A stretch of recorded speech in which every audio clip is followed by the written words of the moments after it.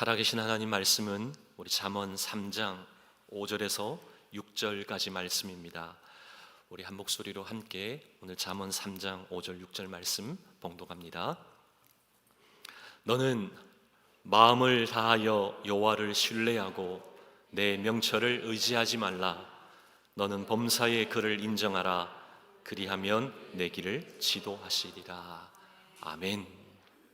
살아계신 하나님 말씀입니다. 아멘. 사람은 누구의 지도를 받느냐에 따라 실력과 능력이 달라지기도 합니다. 저는 초등학교 때 동네 피아노 학원에서 2년 동안 피아노를 배웠습니다. 그런데요, 겨우 체르니 100번 처음 좀 시작하다가 그만두었습니다. 보통은요 2년 정도 되면 체르니 한 40번까지 정도는 가더라고요. 근데 이런 이야기를 하면 어떤 분은 깜짝 놀라시기도 하고요, 목사님 왜 그러셨어요? 그러면서 막 웃는 분도 계시더라고요. 그럴 만한 저에게는 이유가 있습니다. 제가 다녔던 그 동네 피아노 그 학원 선생님이 동네 아주머니와 함께 커피와 또 차를 마시면서 담소를 나누는 것을 너무 좋아하셨습니다. 그러기 학원을 가면 배움보다는 연습을 먼저 시키세요. 각 방으로 피아노 연습실이 만들어져 있잖아요. 그 연습실에 이렇게 들어가서 오늘 할 부분을 연습하라는 겁니다. 연습할 곡을 처음부터 끝까지 한번 이렇게 치고 나면 사과를 하나 그립니다. 근데 이 사과를 10개 그리면 연습이 끝나는 거죠. 그렇게 10번을 처음부터 끝까지 다 하고 나서 10개의 사과를 그리고 나서 선생님 다 했습니다. 그러면 선생님 이렇게 묻습니다.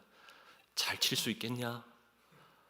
정확하게 또 확실하게 대답하지 못하면요 10개 더 그려.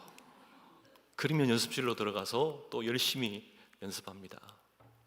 시간이 그렇게 흐르다 보니까는요 배움은 없고 연습만 계속 하다 보니 막 짜증이 나고 실증이 나는 겁니다. 그러다 보니 그냥 그 연습실 안에서 혼자 1시간만 시간을 보내면 된다. 그렇게 시간을 보내다 보니 체르니 100번도 제대로 끝내지 못했던 것이죠. 그렇게 하니 무슨 실력이 그렇게 늘겠습니까? 만약 그때 좋은 피아노 선생님을 만났더라면 저도 뭔가 달라지지 않았을까. 한번 이렇게 피아노 반주하면서 같이 함께 또 찬양하는 그런 기쁨도 있지 않았을까 한번 생각해 봅니다. 누구에게 지도를 받고 배우느냐, 여기에 따라 실력이 일취월장할 수도 있고요, 아니면 제자리 걸음도 할 수 있다는 겁니다. 우리의 신앙도 마찬가지입니다. 좋은 영적인 스승을 만난다는 것, 그것은 그 어떤 것보다도 우리에게 주시는 최고의 축복인 줄 믿습니다. 근데 오늘 말씀을 보면 우리 하나님이 우리의 길을 지도해 주시겠다, 우리 하나님이 우리의 영적인 그런 스승이 되신다, 우리 그렇게 말씀하고 있습니다. 너무나 큰 축복 아닙니까? 감사하고 놀라운 그런 말씀 아닌가요? 오늘 6절 말씀을 한번 봅시다. 6절 말씀입니다. 너는 범사의 그를 인정하라. 그리하면 우리 하나님 어떻게 하신다고요? 내 길을 지도하시리라. 아멘. 지도하신다. 우리 하나님이 지도하신다. 그렇게 말씀하시죠. 여기에 지도하신다 이 단어의 원어를 보면 곧게 만든다, 부드럽게 만든다, 바른 길로 이끄신다, 이런 의미입니다. 그러면 하나님께서 우리의 길을 곱게 만드시고 바른 길을 가게 하시니 그 길이 형통케 하시는 그런 길이다, 우리 이렇게 해석할 수 있는 것이죠. 우리의 인생을 다른 분도 아닌 우리 하나님이 지도해 주시니 얼마나 우리의 걸어가는 그 걸음이 복된 길입니까? 축복입니까? 그런데 우리의 현실은 어떻습니까? 범사는 우리 눈에 보이죠. 그러나 우리 하나님은 우리 눈에 잘 보이지 않습니다. 그러기에 우리는 눈에 안 보이는 하나님을 눈에 보이는 범사에서 믿고 찾고 지도하심을 받는다, 이것은 여간 어려운 것 아니라는 것이죠. 쉽지 않다는 겁니다. 그런데도 우리 하나님께서는 오늘 말씀을 통해 뭐라고 말씀합니까? 우리 하나님을 믿고 우리 하나님을 찾으면 우리 하나님이 인도해 주시는, 지도해 주시는 그 은혜를 맛본다, 형통케 하시는 그 걸음을 걷게 하신다라고 말씀하시는 것이죠. 우리에게 곧은 길을 가게 하시는 그 하나님의 지도하심, 그 인도의 은혜를 맛보게 될 줄로 믿습니다. 지금 프랑스 파리에서 무엇하고 있죠? 올림픽 하고 있습니다. 여러분, 올림픽 하면 여러 가지 여러분 장면들 떠오르시지 않습니까? 아마 이번 올림픽도 끝나고 나면 명장면들이 막 나오고요, 전 세계에 화제되는 그런 기사거리도 나올 겁니다. 저에게도 여러 기억 중에 올림픽에 여러 가지 명장면이 있지만 저는 2008년 베이징 올림픽을 잊을 수가 없습니다. 그때 여자 핸드볼 그 경기 여러분 생각나십니까? 요즘 우리나라에서 구기 종목 중에 여자 핸드볼만 이렇게 진출해서 지금 계속 다시금 화제가 되더라고요. 2008년에 베이징 올림픽에서 노르웨이와의 그 준결승, 그때 마지막 심판의 오심으로 인해서 결승에 올라가지 못했죠. 그러나 동메달을 땄습니다. 여자 핸드볼의 경기를 보면서 참 많은 사람들이 감동을 느끼고 또 한편으로 안타까움도 가지면서 자부심을 느꼈던 그런 경기가 여자 경기였습니다. 여자 핸드볼 경기였죠. 왜 그러냐면 여자 핸드볼 경기를 통해서 우리 생애의 최고의 순간이 무엇인지를 거기에서 맛보았기 때문입니다. 그래서 영화도 나왔잖아요. 그런데 그 여자 핸드볼을 지도했던 감독이 누구냐면 임영철 감독입니다. 연습 때 얼마나 선수들을 혹독하게 했는지 이 감독의 별명이 무엇인 줄 아십니까? 독사였습니다. 여러분, 학창 시절 때 정말 끔찍하고 정말 좀 이렇게 선수레가 쳐지는 선생님 보면 독사 이런 별명도 막 붙이잖아요. 그 감독이 그러했다는 겁니다. 시합이 그런데 끝나고 나서 어느 한 사람도 그 감독에게 가서 독설이나 야유를 퍼부은 사람은 아무도 없었다는 것이죠. 오히려 경기가 끝나자 함께 부둥켜 안고 울었고 오히려 그 감독을 행가래 쳐 주었습니다. 그렇게 연습하는 과정 동안은 그렇게 선수를 닥달하고 혹독하게 했던 그 사람을 행가래 쳐주고 또 그 광경을 바라보는 사람들은 어떻게 찬사를 보내며 박수를 쳤겠습니까? 최고의 선을 이루기 위해 힘썼기 때문이죠. 최선의 결과로 이끄도록 사력을 다했기 때문에 그런 찬사를 보내는 겁니다. 비록 과정은 너무나 힘들고 어려웠어도 최고의 선을 위한 과정이었기에 모두가 그와 같은 그의 노력을 인정해 주는 것이죠. 우리 하나님도 마찬가지입니다. 하나님께서도 우리의 모든 결과를 최고의 선으로 인도하십니다. 우리를 그렇게 이끄신다는 것이죠. 감독하신다는 겁니다.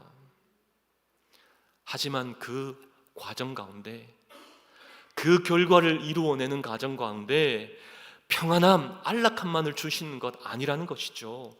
고난도 고통도 있을 수 있다는 겁니다. 그러나 그 끝이 어떻습니까? 우리 하나님은 최고의 선, 최선의 결과로 이끄시는 줄 믿습니다. 요셉의 인생에서도 그러했잖아요. 다윗의 삶에도 굽어짐이 있었지만 그 끝이 어떠했습니까? 끝까지 우리 하나님이 이끄시고 붙드심으로 말미암아 우리 하나님의 영광 드러내게 하셨잖아요. 우리가 요셉을 보면서, 다윗을 보면서 책임지신 그 하나님 때문에 우리도 다윗처럼 살고 싶다, 요셉처럼 살고 싶다, 그런 꿈을 꾸게 되잖아요. 예레미야 10장 23절 말씀입니다. 여호와여, 내가 알거니와 사람의 길이 자신에게 있지 아니하니 걸음을 지도함이 걷는 자에게 있지 아니하니이다. 아멘. 무슨 말씀입니까? 우리의 걸음, 우리의 삶이 우리가 인도할 수 없다, 이 말씀이잖아요. 우리 삶을 우리가 책임질 수 없습니다. 그러기에 우리는 이 땅을 살아가는 동안 하나님의 인도하심, 하나님의 지도하심이 있어야 되는 줄 믿습니다. 이것이 우리의 비전이 되어야 하고 이것이 우리의 꿈이 되어야 하죠. 하나님의 지도하심을 받는 인생, 우리는 그것을 꿈꿔야 합니다. 그래야만 훗날에 우리도 축복받은 삶이었다 이렇게 자랑할 수 있을 줄 믿습니다. 하나님의 지도와 하나님의 인도하심이 있을 때 가장 확실하고 안전하고 평안한 걸음이 되는 줄 믿습니다. 그렇다면 하나님의 지도하심을 받기 위해 우리가 해야 될 일이 무엇인가? 오늘 말씀 가운데 우리에게 분명 말씀하고 있습니다. 오늘 말씀에 보면 세 가지로 말씀합니다. 우리 함께 좀 살펴보겠습니다. 첫째로 하나님의 지도하심을 받기 위해 우리가 해야 할 일은 마음을 다하여 여호와를 신뢰해야 한다는 것이죠. 마음을 다하여 여호와를 신뢰해야 한다는 겁니다. 오늘 말씀 5절입니다. 다시 한번 보겠습니다. 너는 마음을 다하여 어떻게 하라고요? 여호와를 신뢰하고. 여호와를 신뢰하라는 것이죠. 하나님을 신뢰한다, 이 말은 전적으로 믿는다는 것이죠. 성경에서 보여주시는 그 하나님의 모습을 그대로 받아들이는 겁니다. 하나님의 속성, 하나님의 성품, 하나님의 역사하심과 일하심을 그대로 믿는다, 이 의미인 것이죠. 그러기 신뢰는 지식적인 것도 아니고 일방적인 것도 아닙니다. 신뢰는 관계적인 것이죠. 말씀 가운데 하시는 그 하나님을 만나고 체험하는 그런 역사가 우리에게 있다는 겁니다. 관계를 통해서 신뢰할 수 있어야 하고 신뢰받을 수 있어야 한다는 것이죠. 우리 하나님 우리를 너무나 사랑하셔서 우리를 살리기 위해 하나밖에 없는 예수 그리스도를 십자가에 못 박으셨잖아요. 나 한 사람을 위해 독생자 예수님의 생명과 맞바꾸셨습니다. 왜 그렇게 하셨습니까? 우리를 믿어주셨기에, 우리를 사랑하셨기에, 우리를 위해 대가를 지불하셨잖아요. 우리를 믿지 못하셨다면, 우리를 사랑하지 않으셨다면 어떻게 대가를 지불할 수 있겠습니까? 먼저 사랑하셨기에, 먼저 믿어주셨기에 기꺼이 예수님과 나를, 우리를 바꾸셨다는 겁니다. 그러한 놀라운 사랑을, 그러한 신뢰를 받은 저와 여러분이 바로 이 자리에 앉아있는 줄 믿습니다. 뿐만 아니라 하나님은 보잘것없는 인생에게도 기대를 걸고 끝까지 이끄시잖아요. 하나님은 예수님을 3번이나 부인했던, 그리고 옛생활로 돌아가 버렸던 베드로를 절대 포기하지 않으셨습니다. 하나님을 떠나 범죄한 다윗도 포기하지 않으시고 기다려주셨잖아요. 회개하며 돌이키기를. 하나님 사랑하는 선지자를 보내셔서 깨닫게 하셨던 것이죠. 아브라함도 하나님 부르심 받고 그 길을 향해 출발했지만 그 과정은 실수와 불신앙의 그런 연속이었죠. 그런데도 하나님은 믿어주시고 믿음의 조상으로 세우시기까지 우리 하나님 신앙인으로 빚어가셨다는 겁니다. 이것은 그러한 모습, 그러한 자격이 되지 않아도 먼저 믿어주셨기에, 신뢰하셨기에 가능한 일인 줄 믿습니다. 그러기에 우리 그런 하나님을 믿을 수 있잖아요. 반응할 수 있는 겁니다.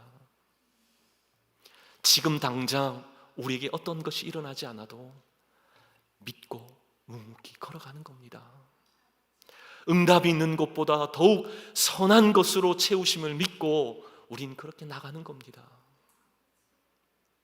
이것은 먼저 우리에게 찾아오셔서 우리를 믿어주신 그 하나님에 대한 나타나는 반응인 것이죠.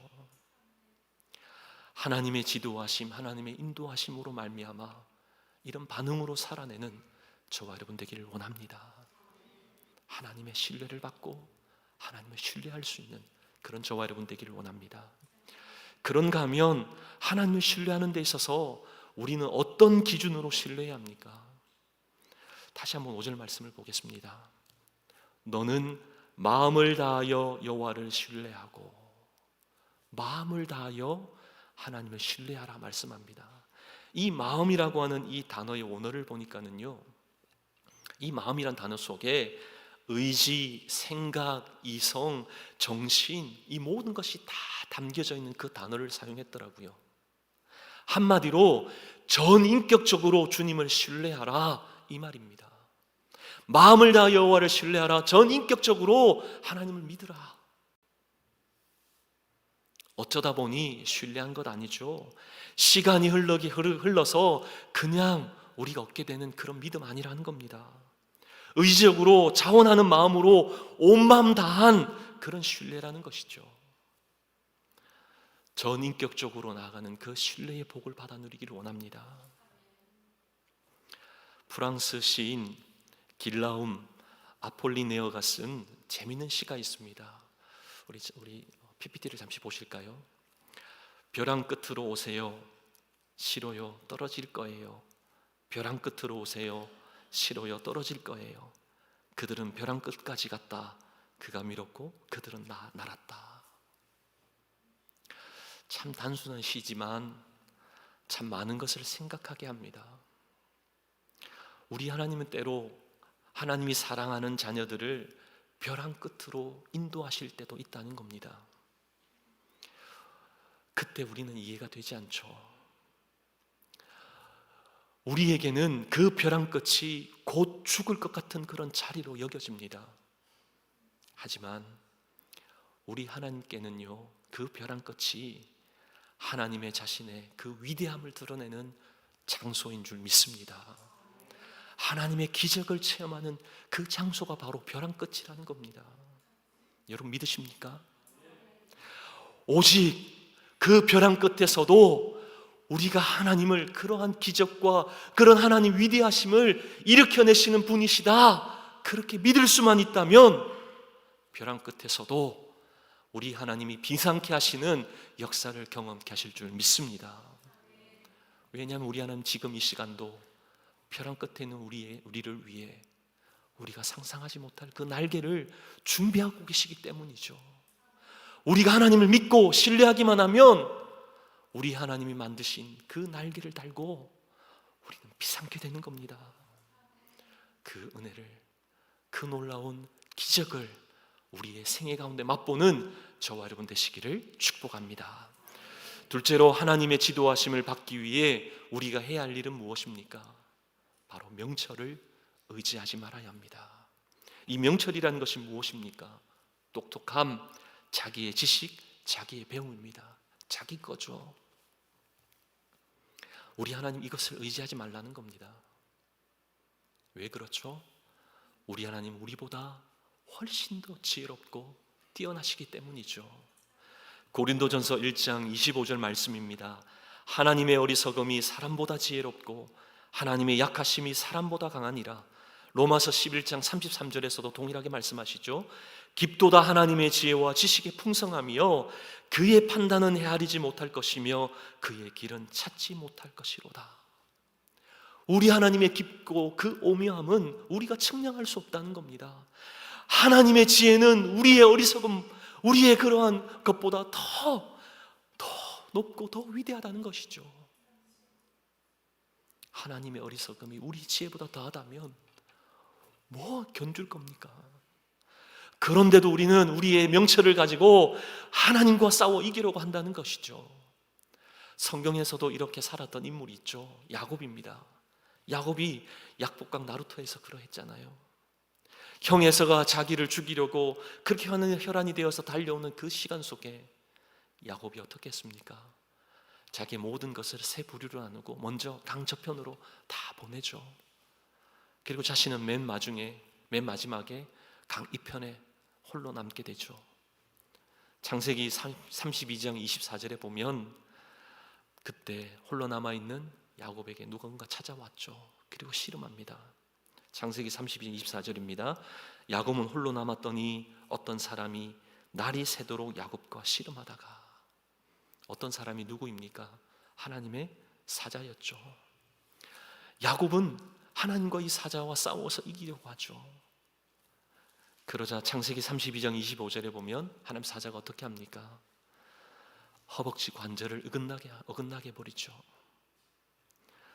그 다음 절인 창세기 32장 26절에서 28절을 보면 그제서야 하나님의 사자에게 간절히 매달립니다. 간청하죠.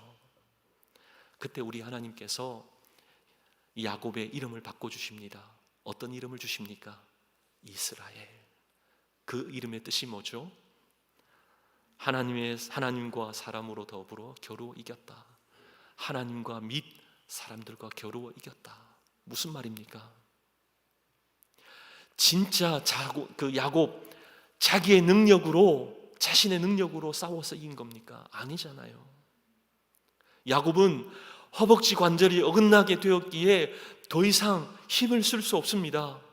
자기로서는 도저히 할 수 없기에 비참하고 비굴해도 도움을 청할 수밖에 없죠.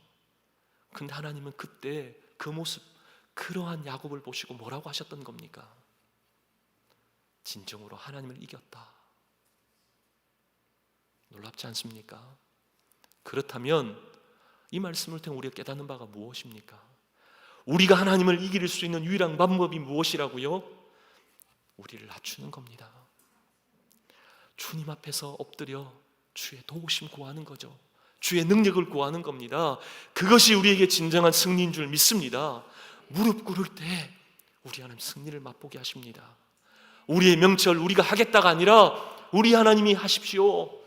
그렇게 하나님 도우심 구하면 우리 하나님 축복으로 응답해 주신 줄 믿습니다. 우리 하나님이 야곱에게 어떻게 축복하셨습니까? 창세기 33장 3절 4절 말씀을 우리 함께 봉독하겠습니다. 자기는 그들 앞에서 나아가되 몸을 7번 땅에 굽히며 그의 형 에서에게 가까이 하니 에서가 달려와서 그를 맞이하여 안고 목을 어긋 맞추어 그와 입 맞추고 서로 오니라. 아멘.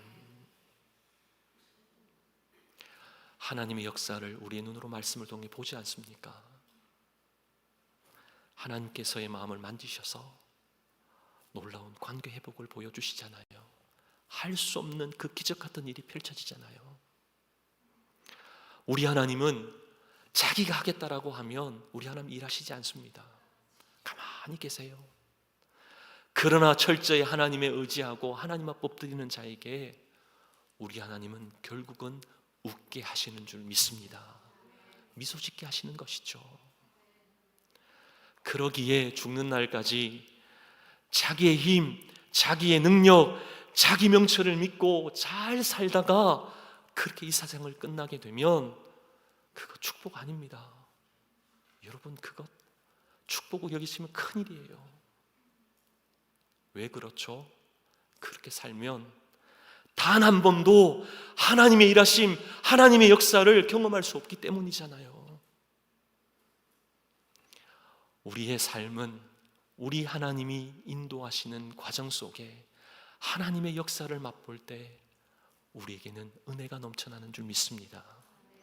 그 삶이 진정한 행복인 것이죠. 우리 힘으로 아둥바둥 살면 정말 불행하게 사는 겁니다. 진정 행복한 걸음 되기를 원합니다. 철저하게 하나님 앞에서 우리의 명철을 내려놓고 하나님의 인도하심, 하나님의 일하심을, 하나님의 역사를 마음껏 경험하는 저와 여러분 되시기를 축복합니다.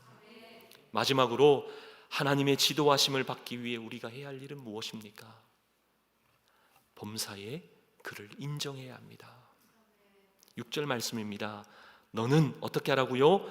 범사에 그를 인정하라. 그리하면 내 길을 지도하시리라. 아멘. 우리 매사, 우리 모든 삶 속에 하나님을 인정하라. 하나님을 인정한다는 것은 하나님의 뜻을 구하고 찾는 겁니다.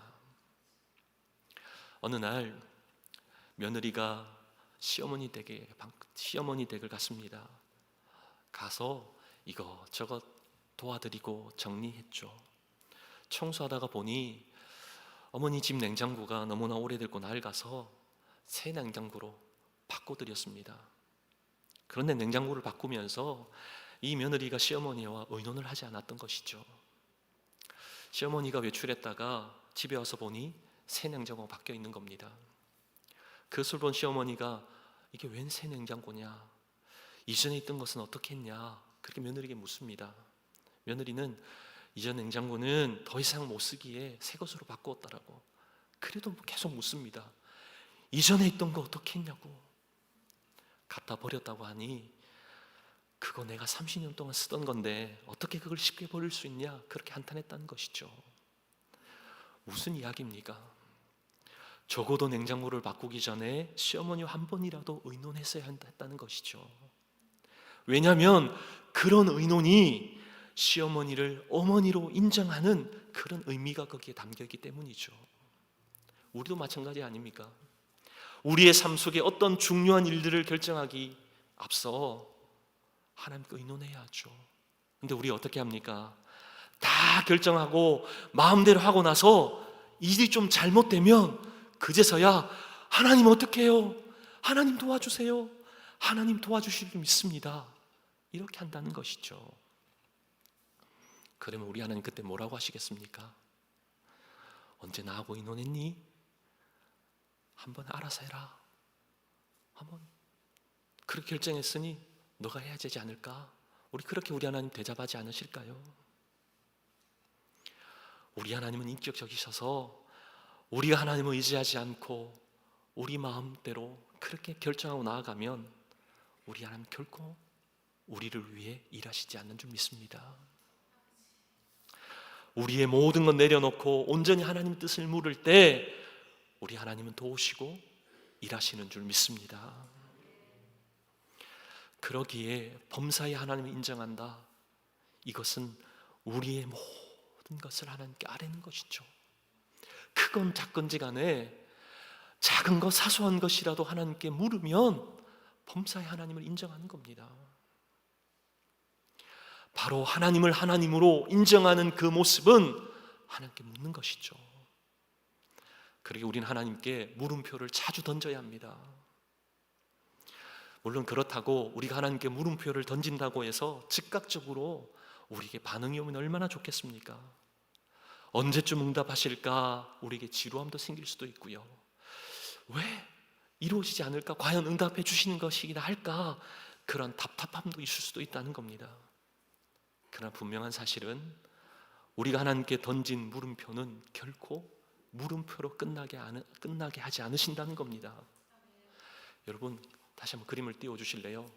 물음표를 거꾸로 돌리면 어떻게 될까요? 네, 낚싯바늘이 됩니다.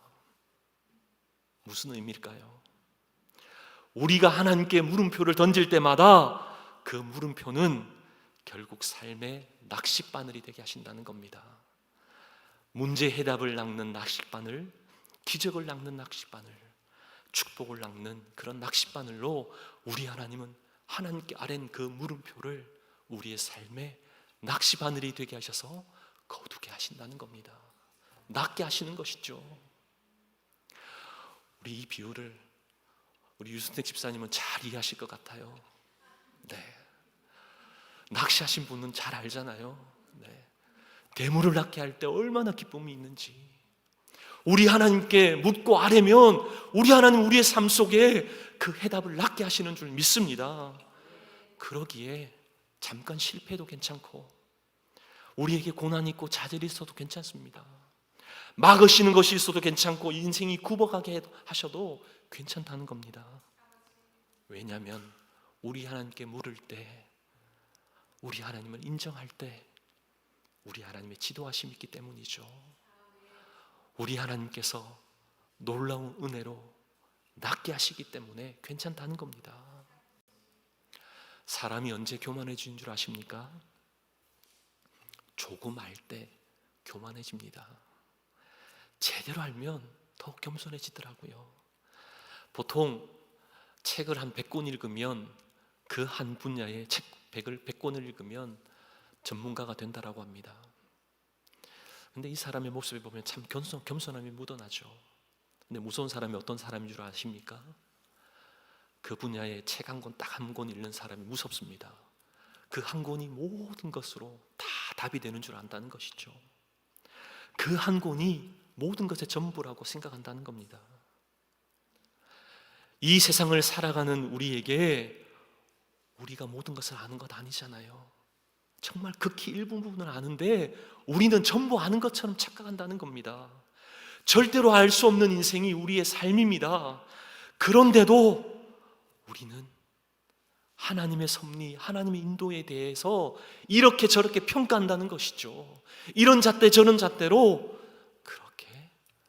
하나님의 것, 하나님의 일하심을 그렇게 평가한다는 겁니다.